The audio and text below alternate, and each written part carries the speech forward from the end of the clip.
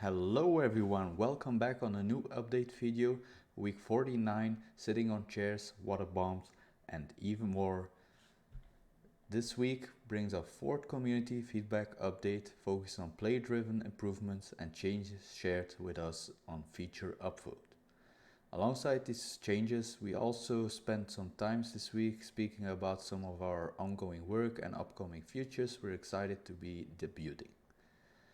A large performance improvement is planned, and we go into depth about what the changes we're making are and our expectations for how this will impact performance overall. We also speak about our upcoming dynamic quests in open world, and finally the player-to-player benefits and changing as a result of our upcoming data decentralization. First, the performance optimization. Performance is always something at the front of our mind in our work on Icarus, and while this has been a long-standing issue, addressing it has remained a priority.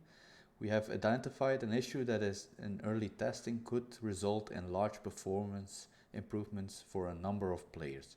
Icarus heavily utilizes Unreal Engine's runtime virtual texture technology to provide terrain textures details and environmental blending to our rocks and cliffs. We have found that our heavy use of this tech has led to a bottleneck on the GPU. We're working hard to remove this bottleneck, which we expect to significantly improve performance, but this change will take a while to implement due to us having to make changes to a large number of terrain assets. Improvements such as this are time consuming, and once discovered, the work to rectify them may overlap one or more of our regular weekly updates. However, a portion of our team is dedicated to improving performance, and their work is integral to our future plans and ongoing improvements to the Icarus experience. Coming next week, they're planning the open world number 2. We are moving ahead with our plan to develop the next stages of this feature.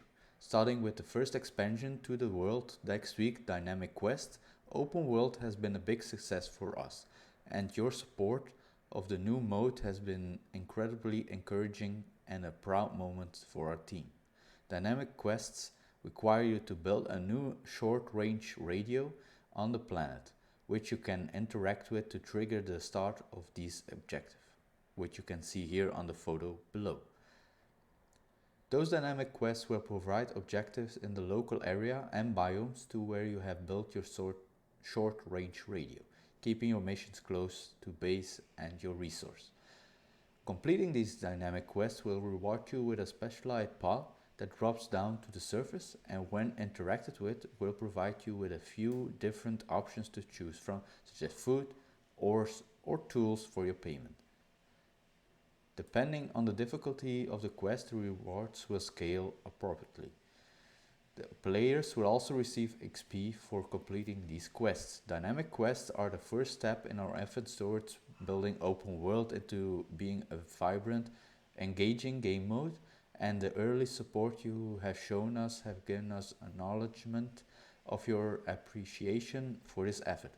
We're excited to build into the future of this mode with you. Very nice touch to the open world mode.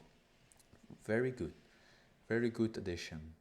It gives more variety to the game, just not building and hunting and mining. Do something different. Very good.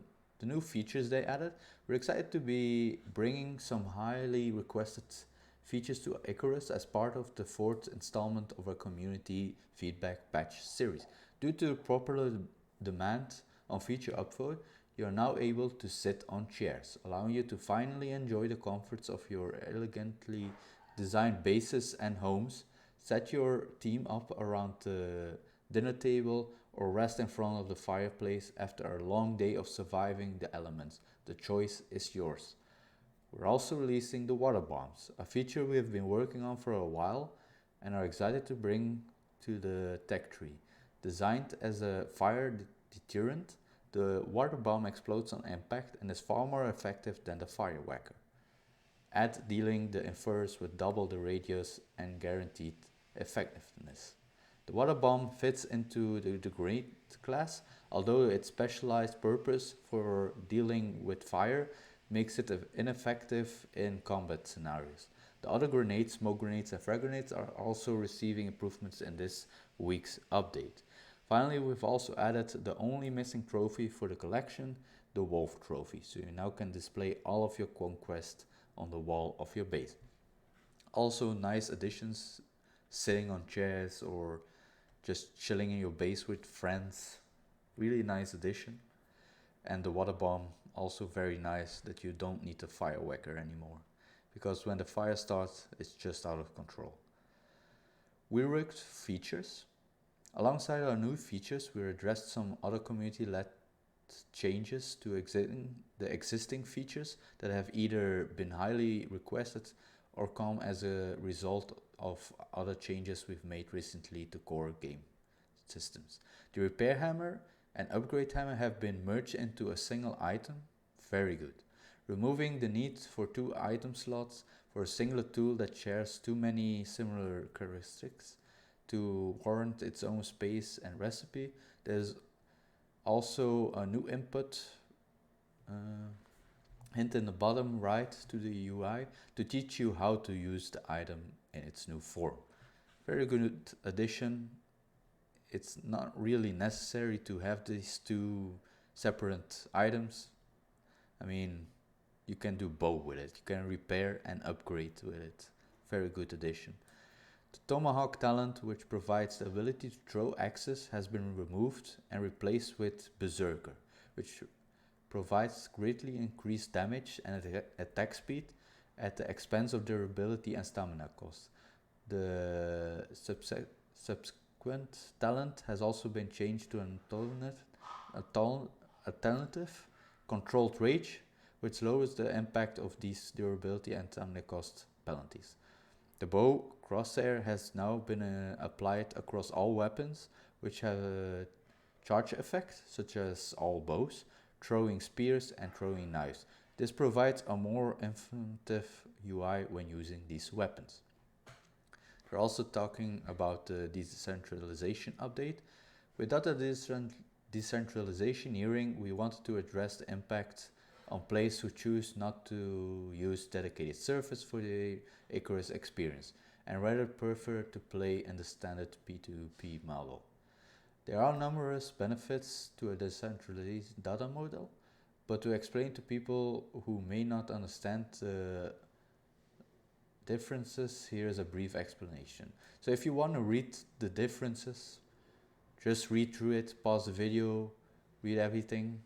If you don't know what it is, you can read it all here in this section. Also for the changelogs, which contains the new content, the fixed content, and the future content.